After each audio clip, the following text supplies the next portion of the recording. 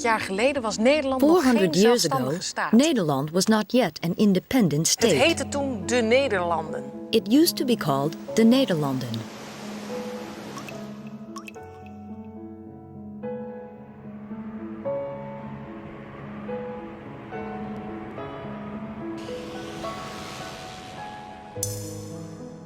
It used to be a patchwork of small independent states and regions. Het was een christelijk land. It was a Christian met twee country groepen gelovigen. with two groups of followers, protestanten the en Protestants katholieken. and the Catholics. Ze geloven They allebei both in believe dezelfde in the God, same maar op God, een but in verschillende different manier. ways. The country was governed by the King of Spain, a very pious Catholic. He had Protestants tortured and killed. This man rebelled, Prince William of Orange. Hij is de He stamvader is the van de huidige forefather of the Nederlandse present koninklijke Dutch familie. royal family. Willem van van Oranje vond dat de Oranje protestanten thought en that de the katholieken Protestants and ieder hun Catholics eigen should godsdienst each be mochten allowed hebben. their own religion. Er brak een oorlog War uit tussen broke out Nederland between the en Spanje. Netherlands and Spain, En die a oorlog war that heeft would last 80 for jaar 80 geduurd. years.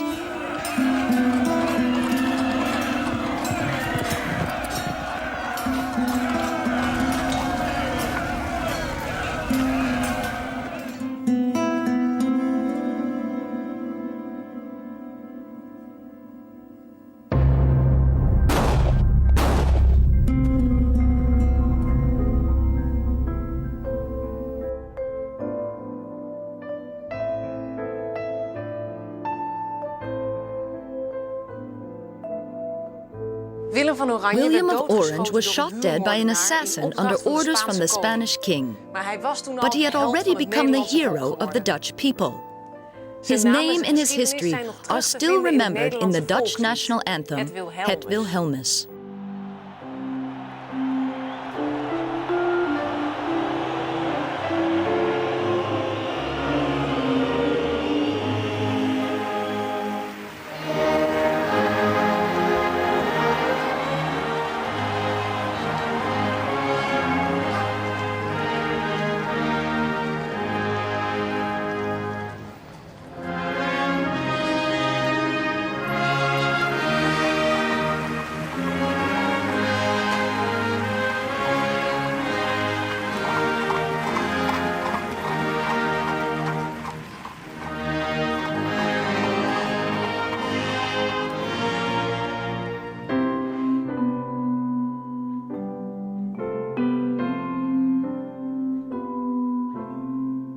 Na de dood van Willem spreken de gewesten After af om William's zich te death, the verenigen. Low Countries agreed to unite. They also wanted to put an end to religious persecution forever, so agreements were made about this too. These agreements were laid down in a covenant named the Union of Utrecht. In 1648, the Republic of the Union of the Low Countries became one independent state.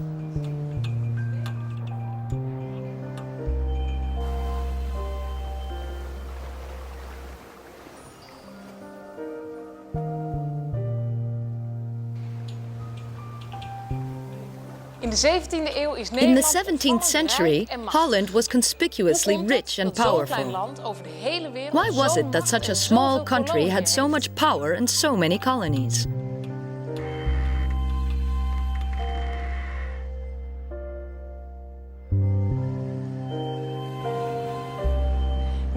Holland has always been a country of shipbuilders and merchants. This is one of the ships on which Dutch merchants sailed the world 300 years ago. It sailed for the VOC, the Dutch East Indies Company. With these ships, the Dutch traded with countries like Japan and Ceylon, later called Sri Lanka. The East Indies became one of Holland's colonies. The Dutch East Indies Company traded mostly in spices. The Dutch West Indies Company traded with Africa, the Caribbean, and America. Most of its trade was in gold, and later in slaves too. They were taken from Africa and were put to work on plantations in Suriname, for instance.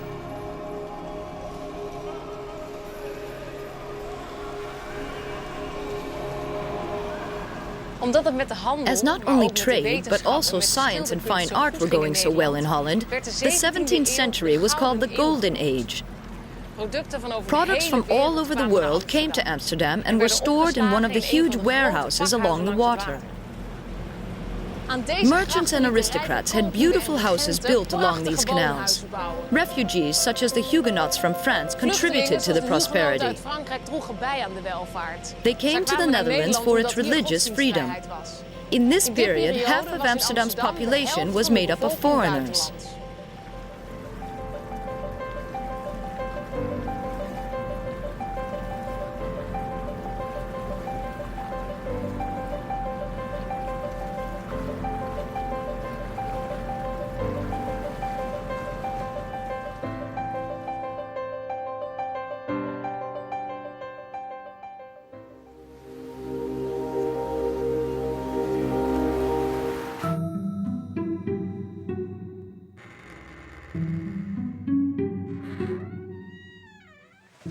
In the Golden Age, there were about 5 million paintings made in Holland.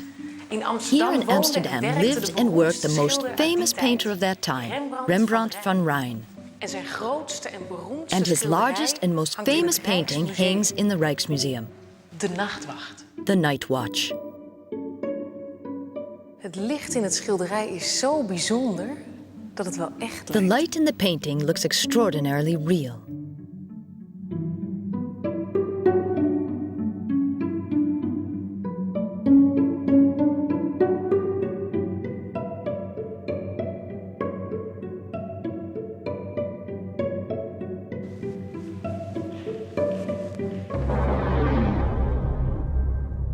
Op 14 juli 1789 On the 14th of July, 1789, the French Revolution began, an event celebrated by the French every year. You're probably wondering what this has to do with Dutch history. Well, Holland is a European country, and much of what takes place in European countries affects Holland too. The power in France was unfairly distributed. One small group of the rich ruled over everyone else. The French people rebelled en masse, and this became the French Revolution. In Holland, the king was afraid that people would revolt against him too. So he had the Dutch constitution altered. And the man for the job was the famous Dutch politician Johan Rudolf Thorbecke. Thorbecke introduced parliamentary democracy. He thought ministers should be responsible to the House of Representatives and not to the king. The king's power was reduced, and the people were given more rights. The church and the state were also separated. The Dutch people were free to practice whatever religion they wanted to. Het staatsbestel dat door Thorbecke werd ontworpen vormt de basis van de huidige democratie. Thorbecke's constitution forms the basis for the present democracy.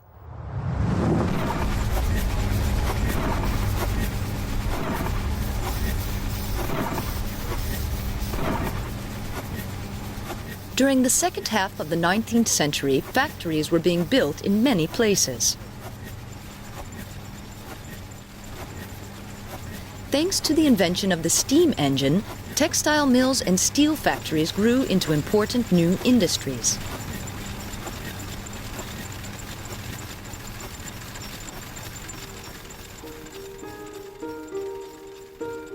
A school funding controversy broke out in Holland when Catholics and Protestants demanded that their children be given education grounded in their respective faiths. To add weight to these demands, the first political parties were started up. From that moment on, other groups also set up political parties to further their aims. Social laws came into being to improve the working conditions of the workers. And education became compulsory. All children had to go to school from then on. During this period, Parliament's powers were further increased. More and more men were given the right to vote for a representative. Foreign policy was neutral. The Netherlands was careful not to take sides in any of the many conflicts arising in Europe. These conflicts finally exploded into the First World War, which raged across Europe from 1914 until 1918. After the First World War, all Dutch men were given the right to vote. The women of the Netherlands were not in agreement with this. Under leadership of the first female medical doctor of Holland, Aletta Jacobs, they fought for women's voting rights and won. Voorwaarts vrouwenhouden, voorwaarts blijf niet alles staan. Help nu allen trouw elkander in het dapper voorwaarts gaan.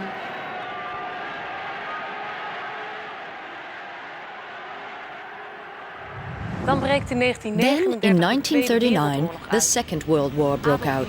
Adolf Hitler, the leader of Nazi Germany, occupied Europe. Holland wanted to remain neutral again, but the Germans invaded the country in 1940 and bombarded Rotterdam. The Dutch government went into exile in England.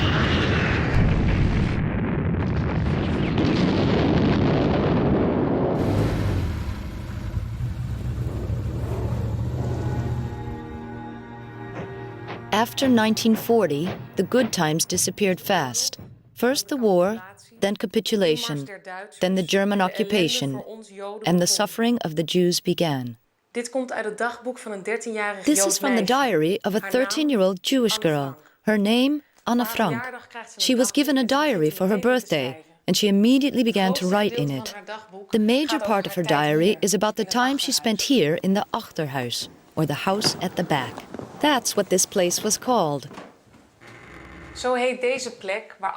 During the war, Anne and her parents, her sister and 4 other Jews had to hide away from the German soldiers here. Increasing numbers of Jews were being picked up and transported to concentration camps and killed in the gas chambers. But Anne, who wrote her diary in this little room, her parents and the other hideaways were betrayed and therefore arrested.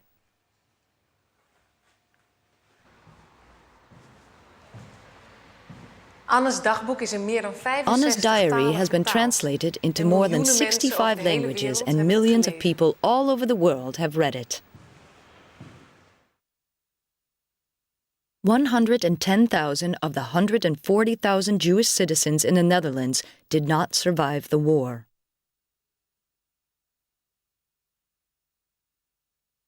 Anne Frank was among them. She died in the concentration camp at Bergen-Belsen in Germany.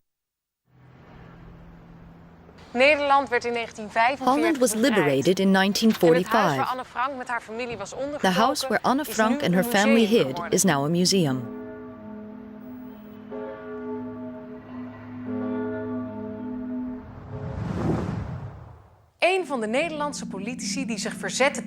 One of the Dutch politicians who resisted German oppression was Willem Drees. He demonstrated such skill and courage that when the war was over, the Queen asked him to form a new government. Drees was entrusted with the task of rebuilding the Netherlands after the war. The United States assisted by donating a large sum of money. Willem Drees, or Daddy Drees, as he was called by many, laid down the foundations of the so-called welfare state. He also introduced a law giving all old people the right to a pension, the AOW. During his time in government, the Dutch colony, the East Indies, became independent, changing the name to Indonesia. Afstand doen daarvan door het Koninkrijk der Nederlanden en het aangaan van een unie is een van de meest aangrijpende en ingrijpende gebeurtenissen van deze tijd.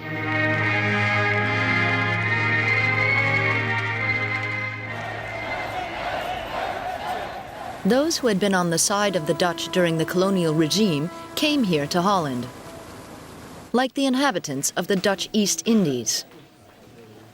The Moluccans had fought on the side of the Dutch and didn't see a future for themselves in Indonesia.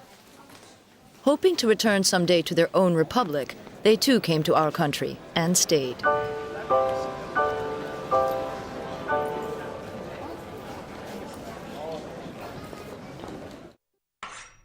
The Dutch worked together on the post-war reconstruction. Prosperity grew and people wanted more freedom to choose their own lifestyles. This new freedom was made possible when Holland became a welfare state. Social laws ensured that people who were unemployed or too ill to work still had an income. The younger generation after the Second World War found their parents' and the Church's beliefs less and less important. Increasing numbers of young people started living more liberated lives. This was evident in the relaxed interaction between men and women, known as the sexual revolution.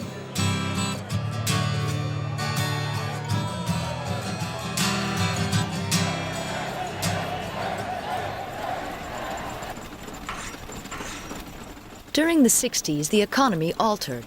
A lot of agriculture disappeared. And the old industries of shipbuilding and textiles were in decline due to foreign companies being able to produce more cheaply. Holland had to switch to a new economy, based less on manual labor and with a greater emphasis on modern technology and the service sector. During the 60s and 70s, there was lots of relatively simple work available. Companies went abroad to look for labor.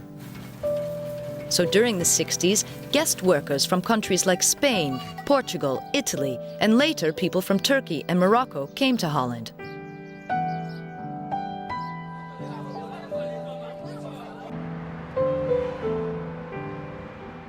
Many of these workers decided to stay in Holland and brought their families over to join them.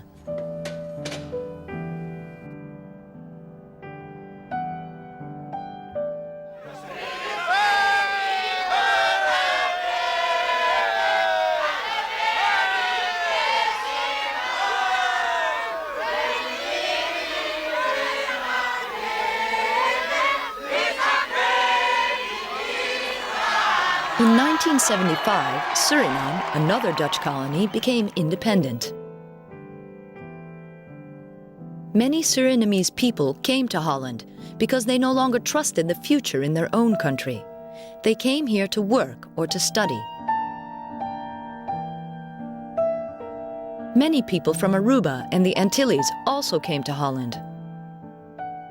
These people have the Dutch nationality, as the Dutch Antilles and Aruba are a part of the Kingdom of the Netherlands. The Netherlands began to cooperate more with other European countries. A new currency came into being too, the euro.